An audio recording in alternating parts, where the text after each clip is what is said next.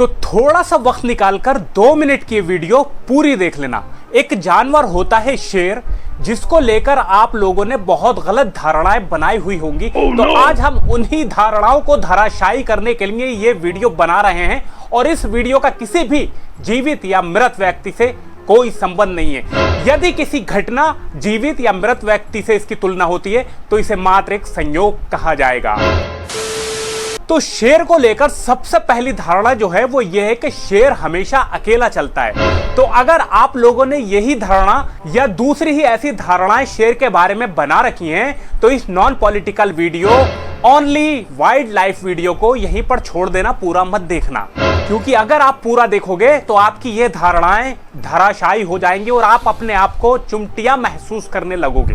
और ऐसा इसलिए है कि अक्सर जानकारी और धारणाओं के बीच पत्थर और कांच का रिश्ता होता है। तो दरअसल आप जिसे शेर कहते हैं वो एशियाटिक लाइन होता है और इसका वैज्ञानिक नाम पैंथेरा लियो है और यह बिल्ली का सौतेला भाई है। या यूं समझिए कि एक बिल्ला जिसका वजन कोई 125 किलो के आसपास होता है, असल में कोई 10 मिलियन बरस पहले बिल्ली, जगुआर, शेर, चीता, तेंदुआ और बाघ ने एक कॉमन पूर्वज से अलग दिशा में पलना और बढ़ना शुरू कर दिया। तब से शेर को लेकर कई छवियां बनना शुरू हो गईं, शेर को लेकर कई धारणाएं बनना शुरू हो गईं और आज हम इन्हीं धारणाओं को धराशायी करेंगे। भारत में भी पौराणिक कथाओं में इनको काफी महत्व मिला। विष्णु के अवतार नरसिंह कहे गए, जिनका आधा शरीर शेर का और आधा शरीर मानव का था। और भाई साहब, हम सब भी तो शेर की तरह दहाड़ना, हुंकारना और गुर्राना चाहते हैं। तो शेर डायमॉर्फिक प्रजाति का है, जिसमें स्त्री और पुरुष में यानी नर और मादा में दिखने में काफी अंतर होता है। मादा बहुत ही सिंपल होती है लेकिन नर काफी मैजेस्टिक होता है। उसकी बड़ी बड़ी दाढ़ी, बड़े बड़े बाल और मोटी मोटी मूछें होती हैं। इसके अलावा भी उसके पास एक चीज होती है, उसकी पूंछ, जिस पर आपकी शायद नजर नहीं पड़ी होगी। और पूंछ के आखिरी सिरे पर एक बालों का गुच्छा होता है, जिसने शेर को बहुत ही मर्दाना छवि प्रदान की है। और शेर की इसी छवि से बहुत सारे मिथ जुड़े हुए हैं। सबसे पहला मिथ, शेर अकेला चलता है। जी नहीं, शेर झुंड में रहता है, झुंड में चलता है और झुंड में ही शिकार करता है। शेरों का झुंड हिंदी में घमंड और इंग्लिश में प्राइड कहलाता है। एक प्राइड में 2 से 3 नर शेर होते हैं और 7 से 8 मादाएं होती हैं और इनके कई सारे बच्चे होते हैं। तो शेर एक सामाजिक प्राणी है, शेर कभी अकेला नहीं रहता है। अगर कोई अकेला रहता है तो उसको आप शेर समझने की गलती मत करना।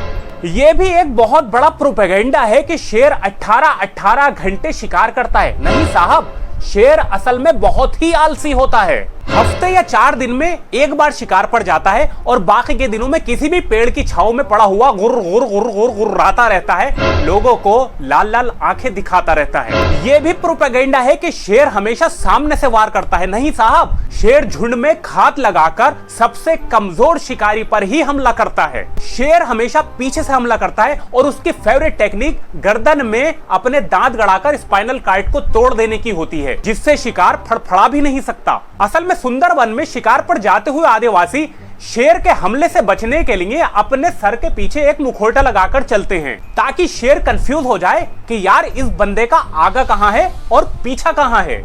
छाती तक दाढ़ी के और सर के लंबे लंबे बाल बढ़ाकर शेर छाप बनने वाले वीर ये सुनकर जरूर उदास होंगे कि प्राइड में शेर की घंटा नहीं चलती है। यहाँ पर सिर्फ शेरनी का राज रहता है और शेरनी की ही नीतियां चलती हैं। आलम तो ये है कि शिकार के वक्त शेरनियां शेर को अपने घेरे के बिल्कुल बीच में रखकर शेर को सुरक्षा प्रदान करती हैं और शिकार का सारा मोर्चा खुद ही संभालती हैं। प्राइड का यही सिस्टम है, इसलिए चाहे जंगल की सरकार हो, प्रेस कॉन्फ्रेंस हो, ट्विटर हैंडल हो या फेसबुक की पोस्ट हो, आपने दहाड़ती हुई शेरनियों को पीछे दुबके हुए शेर की रक्षा करते हुए बखूबी देखा होगा।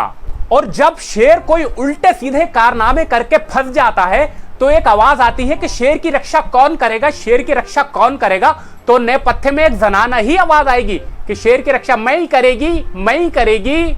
भाई, शेर का एक काम बड़ा न्यारा है, उसको अपनी टेरिटरी मार्क करने में बड़ा आनंद आता है। एक शेर की टेरिटरी 4 वर्ग किलोमीटर से 50 वर्ग किलोमीटर भी हो सकती है। शेर इसे एक्सपेंड करने के लिए दूसरे इलाके के शेरों से लड़ते हैं, अपना अधिकार जताते हैं और अपनी लाल लाल आंखें भी दिखाते हैं। पर जब दूसरी तरफ से कोई शेर डबल लाल आंखें दिखा देता है तो ये अपना इलाका छोड़कर भाग जाते हैं। इसे ना कोई घुसा ना कोई आया फिनोमिना कहते हैं। शेर अपने इलाके की मार्किंग करने के लिए अपने इलाके में घूम घूम कर सुसु करते हैं और उस सुसु की दुर्गंध बता देती है कि ये इलाका किस शेर का है। भाई ये मेथड यूनिक तो है, लेकिन इस मेथड में ज्यादा ताकत नहीं है, ज्यादा सक्सेस ये मेथड है नहीं, क्योंकि सुसु की दुर्गंध बहुत जल्दी ही फेड हो जाती है। ऐसे में शेर को बार बार फिर से अपने इलाके में घूम घूम कर सुसु करना पड़ता है। इस बात से जाहिर है कि शेर का ज्यादातर कार्यकाल घूम घूम कर सुसु करने में ही व्यतीत हो जाता है। डे ड्रीमिंग के साथ आप सुसु करने की प्रदक्षिणा को अगर उपयोगी कार्य मान लें तो 18-18 घंटे काम करने वाली गप असल में प्रमाणित हो सकती है। एशियाटिक लॉयन का जो निवास है वो गुजरात में गिर नेशनल पार्क है, जहां आप स्वच्छंद से ही शेर देख सकते हैं, मगर इसके बाहर जो शेर हैं वो सिर्फ सर्कस के पिंजरे में ही देखने को मिलेंगे। शेर वहां मालिक के पिंजरे में बैठकर अजब गजब करतब दिखाता है, उछलता है, कूदता है, स्टूल पर बैठता है, नाचता है और रिंग मास्टर उसे हंटर मार मार के ऊंचे स्टूल पर बिठा देता है और दर्शक शेर के करतब देखकर ताली बजाते हैं और रोमांचित हो जाते हैं। और इस दौरान शेर का मालिक शांति से किसी कोने में बैठकर नोट गिनता होता है। भाई शेर की छवियां बाजार में बिकती हैं। हॉलीवुड में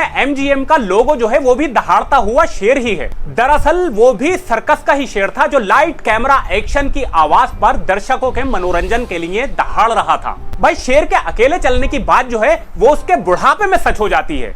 होता यह है कि जवानी में शेर अपनी टेरिटरी के लिए, अपनी शेरनियों के लिए आपस में एक दूसरे से लड़ते हैं, घायल होते हैं, मरते हैं, बहुत ही शंकालु होते हैं और भविष्य में अपने कंपटीशन से बचने के लिए अपने ही झुंड के बच्चों को मार देते हैं। इसीलिए शेरनियां यंग कब्स का ख्याल रखती हैं और उसे शेरों से बचाकर रखती हैं। तो जाहिर है ऐसे में जब छोटे बच्चे बढ़कर शेर बन जाते हैं, जवान हो जाते हैं, तो वो बूढ़े शेर को मार्गदर्शन मंडल में खदेड़ देते हैं। मार्गदर्शन मंडल से मेरा तात्पर्य ऐसे शेरों से है जो अपने बुढ़ापे में पेड़ की छांव में बैठकर शिकार का इंतजार करते रहते हैं। ऐसे ही एक कथा आपने बचपन में सुनी होगी, जहां पर एक बूढ़ा शेर पेड़ की आड़ में बैठकर सोने का कंगन लेकर राहगीर को दिखाता है, कहता है कि ओ राहगीर मेरे पास आओ, मेरा एतबार करो, मैंने मारकाट छोड़ दी है, मैं तो साधु हो गया हूं, मेरे पास आओ, मैं ये 15 लाख का कंगन तुम्हें दे दूंगा।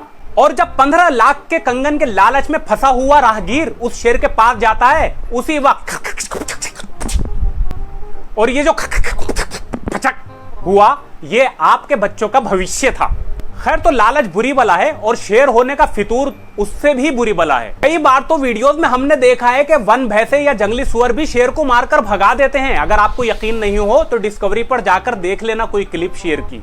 तो घात लगाने वाले अगर इस जानवर से आपका सामना हो जाए तो आप इससे डरे नहीं, इससे घबराएं नहीं, क्योंकि ये कभी भी आपके सामने से आप पर हमला नहीं करेगा और ना ही आपके सामने टिक पाएगा। दरअसल इसकी छवि और इसके नाम का डर ही ज्यादा है। और आप तो भारत की संतान हैं, इसी भारत में भरत ने शेर का जबड़ा चीर दिया था और दांत गिन लिए थे। हो सकता है एक दिन वो भी आए कि आप भी शेर के दांत गिन लें, मुंह खोलकर नहीं, उसके दांत इत्मीनान से घर लाकर। बस एक बार बूढ़ा शेर कभी किसी चौराहे पर आपको मिल जाए, फिर तो सब काम आप ही कर लेंगे। तो उम्मीद है शेर के बारे में जो मैंने आप लोगों को बताया है वो बात आपकी समझ में आ गई होगी। अब अपने भाई को थोड़ा सा सपोर्ट कर दो, लाइक वाले बटन पर क्लिक कर दो, शेयर वाले बटन पर भी क्लिक कर दो, और चैनल पर नए आए होंगे तो चैनल पर लाल वाला सब्सक्राइब का बटन दिख रहा है, उस पर भी दबाकर घंटे का बटन भी जरूर दबा दो। मैं आपसे मिलता हूं किसी नेक्स्ट वीडियो में, तब तक के लिए सावधान रहें, सुरक्षित रहें और बकचोदियां फैलाते रहें। जय हिंद, जय भारत।